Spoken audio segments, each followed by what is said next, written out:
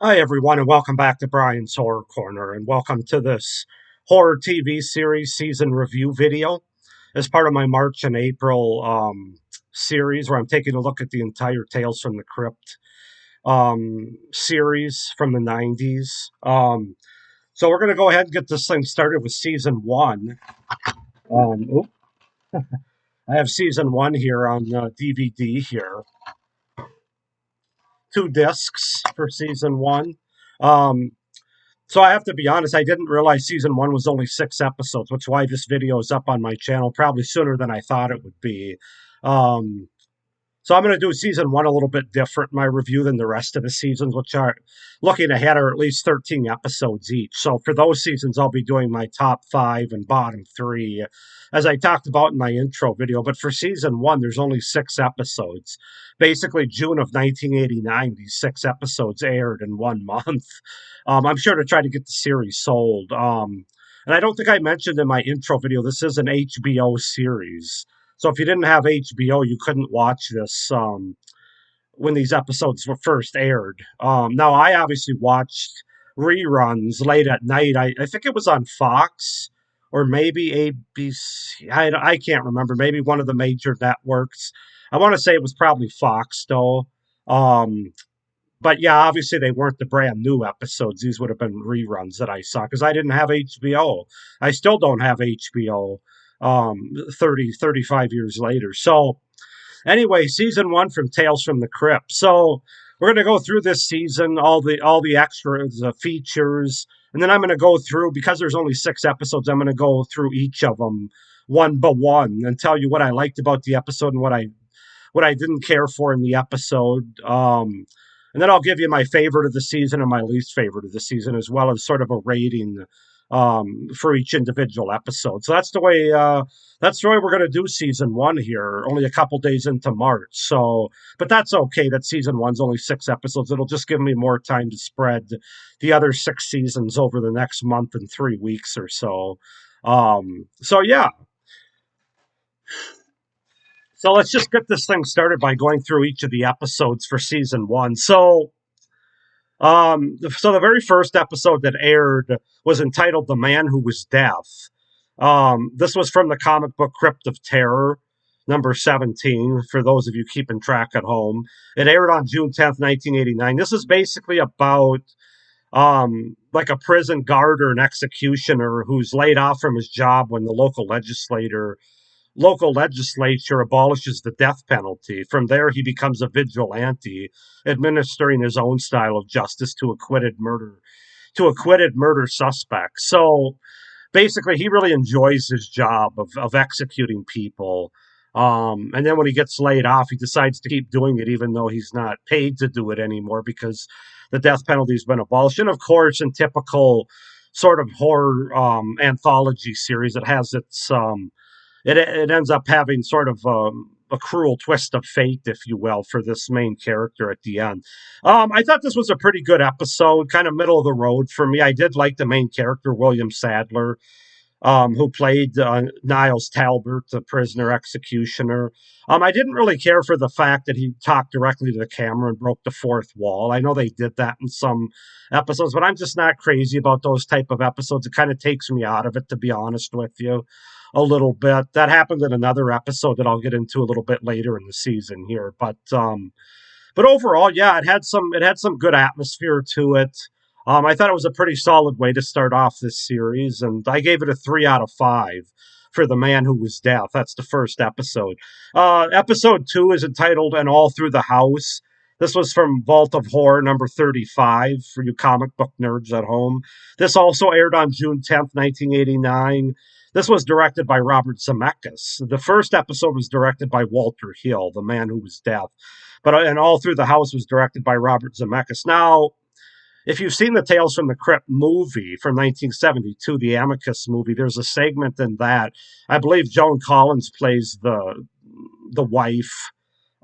This is kind of a takeoff on that, but I think I actually like this segment better than the one from the movie, believe it or not. So Elizabeth is a greedy, philandering housewife who kills her second husband, played by Marshall Bell, Elizabeth's played by Mary Ellen Trainor in in the show. She kills her second husband for his insurance money. Upon getting rid of the body, she unexpectedly is attacked by an escaped mental patient, played by Larry Drake, excellently played by Larry Drake, who's dressed as Santa Claus, who has been going around killing women. She soon fears that her young daughter may be the psychotic Santa's next victim. So obviously, it might not, it doesn't follow exactly. I don't think the short from the 1972 Tales from the Crypt movie, but it's basically a take on that, as the movie I'm sure used from the comic book as well. I really enjoyed this one. This was one of my favorite episodes of the season. Just the atmosphere, the Christmas atmosphere, Larry Drake's performance and makeup effects as this killer psychotic Santa Claus. I thought was very creepy and very effective. I thought Mary Ellen Trainor did a good job as Elizabeth, the main character. And yeah, it just has a really good, creepy, kind of dual story going on where she's obviously, it starts off where she's killing her husband for the insurance money, and then it kind of dwarfs into this other aspect of this psychotic Santa Claus going around and killing women in the neighborhood. So yeah, it has a really creepy and effective ending to it. I gave this episode a 4 out of 5. It really worked well for me. And I liked it. I liked the movie Tales from the Crypt. I liked the segment in the movie as well. But I don't know. It just was just a little more glossy. It was a little bit newer. It looked better. Um, Robert Zemeckis did a great job directing this episode, especially like it has really good cinematography and just a very good atmosphere. So 4 out of 5 through and all through the house, that episode. Episode 3 is entitled Dig the Cat, He's Real Gone. This also aired on June 10th, 1989. The first 3 all aired on the same day. This is from Haunt of Fear, number 21, and it was directed by Richard Donner, who, of course, directed the Superman movie, the first one. Excuse me. This is about a carnival daredevil known as Ulrich the Undying, played by Joe Pantoliano. I'm butchering that. He's buried alive for his grand finale. Through a series of flashbacks, he tells the viewers how he was formerly a homeless vagrant who had undergone a doctor's experiment in order to transfer a cat's gland into his brain, giving him the 9 lives of a cat and his ability to temporarily resurrect himself a number of times. However, during his final stun, he suddenly remembers that he may have miscounted just how many lives he had left. So this is a little bit like the first episode where it kind of has a cruel twist of fate for the main character. And it's also the same in the fact that our main character talks directly to the camera, and breaks the fourth wall. Now, I didn't mind it quite as much in this episode as the first episode. I thought it worked a little bit better in this episode, even though I'm still not crazy about it. But yeah, this was sort of a fun, more lighthearted episode, although it's still kind of creepy as well. Very interesting and unique premise with, this homeless person that this doctor gets a hold of, who basically performs this experiment, giving him a cat's gland. I'm not sure who sat around thinking about that one, but of course, he's for this circus or carnival sideshow kind of thing that he is as this daredevil. He has his life, he dies and comes back a numerous amount of times. We're never really given the exact number, which plays into the end of this episode, where he realizes that he might have played out his number of lives a little sooner than he thought. Let's just say. So again, this is another really, like I said, it's more of a lighthearted episode, but the performances are good in it. It's got great cinematography, very well directed again by Richard Donner. I gave it a 3 out of 5. I like it a little bit more than the first episode, The Man Who Was Deaf, but it's still kind of a middle of the road episode for me overall. But it's good. So moving on to the fourth episode, which was one of my favorites from the season, entitled Only Sin Deep, which is from Haunt of Fear, number 24. This was directed by Howard Deutsch, written by Fred Decker. This aired on June 14th, 1989. This is the one with Leah Thompson, who plays Sylvia Vane, a young narcissistic prostitute who sells her beauty to a voodoo dabbling pawnbroker, played by Britt Leach. so that she can use the money to snag a rich bachelor played by Brett Cullen.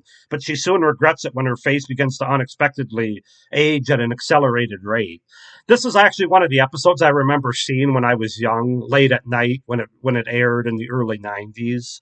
Of course, I couldn't have told you before this what season it was in or what episode it was, but I do remember Leah Thompson being in it because Leah Thompson was one of my first crushes as a young teenager in the '90s. I loved her in Back to the Future and even Howard the Duck and Jaws 3 and everything that she was basically in. Space Camp, the other movies from the '80s. But she does a really good job in this episode, which is one of many reasons why this was one of my favorite of the season. I also really like Britt Leach. He was kind of an '80s character actor that I liked. He was in Silent Night, Deadly Night as the store owner. And I just like the whole voodoo aspect to it. This episode's definitely darker. It's creepy. I thought the makeup effects were really great that they put on Leah Thompson as she's accelerating her aging and her skin and everything. Yeah, and it just has a really kind of creepy, haunting ending to the episode with her, where she kind of backs herself in a corner, where she trying to get her beauty back, and then she realizes she really can't do that either because of kind of the way that she is and kind of acting without thinking. Kind of, let's just leave it at that. I don't want to give too much away, but I love this episode. I gave it a 4 out of 5, and until another episode after this, I thought it was going to be my favorite of the season. But it's definitely up there. The fifth episode that aired this season aired on June 21st, 1989, and this is entitled Lover Come Hack to Me from Haunt of Fear number 19. This was directed by Tom Holland, and this ended up being my favorite episode of season one. This is the one about Peggy and Charles, a newlywed couple who, after a car accident, end up settling for the night inside a decrepit mansion belonging to Peggy's aunt. Well, inside, Charles plans to kill Peggy for her inheritance, but he soon learns that Peggy's family has a dark past and that Peggy herself is not who she seems to be. This was played, Amanda Plummer and Stephen Shellen are the two main leads in this episode, and I just love everything about this episode. It has the most blood and gore in it. It has the best atmosphere in terms of like the darkness and the thunderstorm. There's a thunderstorm going on outside. Just the whole way it's played, I love everything about it. It's very well directed by Tom Holland. Amanda Plummer's an amazing actress, and she's amazing in this episode. Stephen Shellen, I'm not really too familiar with, but I thought he did well in this episode. It has a great twist at the end, obviously. Yeah, I really like everything about it. I gave it a 4.5 out of 5. Definitely my favorite episode of the first season. Like I said, definitely the most blood and gore in this episode of all of them. So yeah, Lover Come Hack to Me, my favorite episode. And then we get episode 6, which is called Collection Completed from Vault of Horror number 25. This aired on June 28th, 1989, and it was directed by Mary Lambert. This actually was my least favorite episode from season 1. So the fifth episode was my favorite, and the sixth episode, the last episode of season 1, was my least favorite. But that being said, I didn't hate the episode. It's not awful. The 6 episodes, it's just sort of the least of them, in my opinion. But this is basically about an elderly couple, and an uptight elderly man named Jonas, played by M. Emmett Walsh, is forced into retirement and soon discovers his wife Anita's obsession with adopting animals into their house, which leads him to use the animals for a hobby of his own. Then I'll leave it at that. And of course, again, it has a cruel twist of fate at the end of it, which I'm not going to spoil here. But this was a very lighthearted episode. There's not a lot of horror in it. I mean, there's some underlying, not like horror, like creepiness to it. But it's definitely the lightest. The episode played the most for comedy of the first 6. Like I said, it was okay. It just wasn't anything groundbreaking or anything spectacular to me. I gave it a 2.5 out of 5. It's a very middle of the road sort of episode for me, and it is my least favorite from season 1. But like I said, that being said, I really enjoyed all 6 episodes that aired in season 1 of Tales from the Crypt, to be honest with you. Some other things to note about season 1. It comes season one. The DVD comes with this cool pamphlet that talks about what's on both DVDs. So the disc one, there's two DVDs in season one's case. Disc one, you get an introduction by the Crypt Keeper, who kind of introduces all six episodes, or actually introduces the season more or less. And then you get the six episodes that I just described, and then on disc two, you get two special features.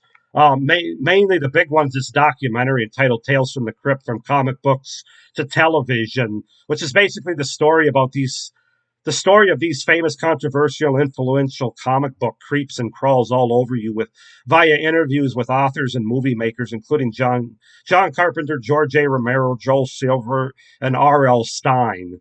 I thought it was a very informative and interesting documentary. And as somebody that had never really read a lot of comic books or never really got into comic books, um, these Tales from the Crypt comic books from the early 50s really play into this TV series. And it was very interesting. It was about a 45, 50-minute documentary, and I really enjoyed it.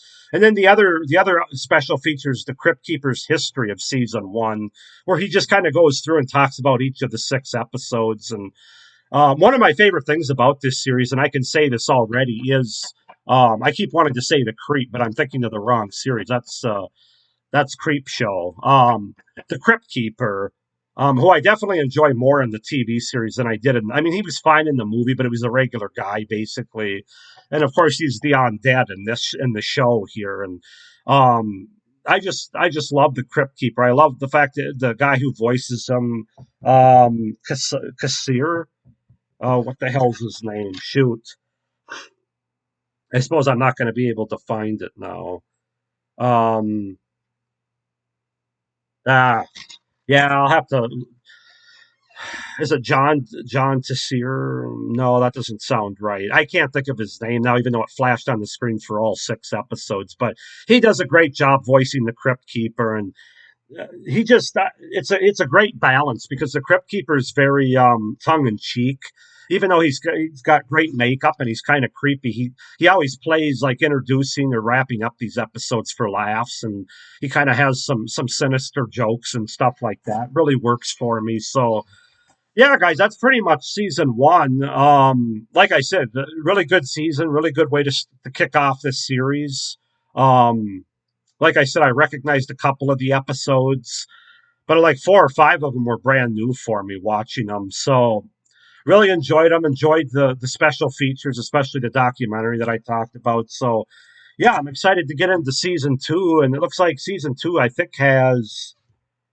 Well, I know it has a lot more episodes than season one did. Let's see. Yeah, 18 episodes for season two. So I'm looking forward to getting into that. It'll probably be about 10 days before that video comes up. But I hope you enjoyed this season one review for Tales from the Crypt in the 90s. Sorry about the lighting. The sun is coming in now. Please like this video and hit the little notification bell down below so you don't miss any of my upcoming reviews for this series. Please hit the little subscribe button down below. Sorry, guys, I'm still fighting off COVID yet. I'm better than I was a few days ago, but I'm not back to normal yet. But please subscribe to my channel so you don't miss any of my great horror content. Not only the rest of this series over the next few months, but everything I have coming after that. So hope everybody's doing well. Thank you for watching. Have a great day and stay scared. Bye.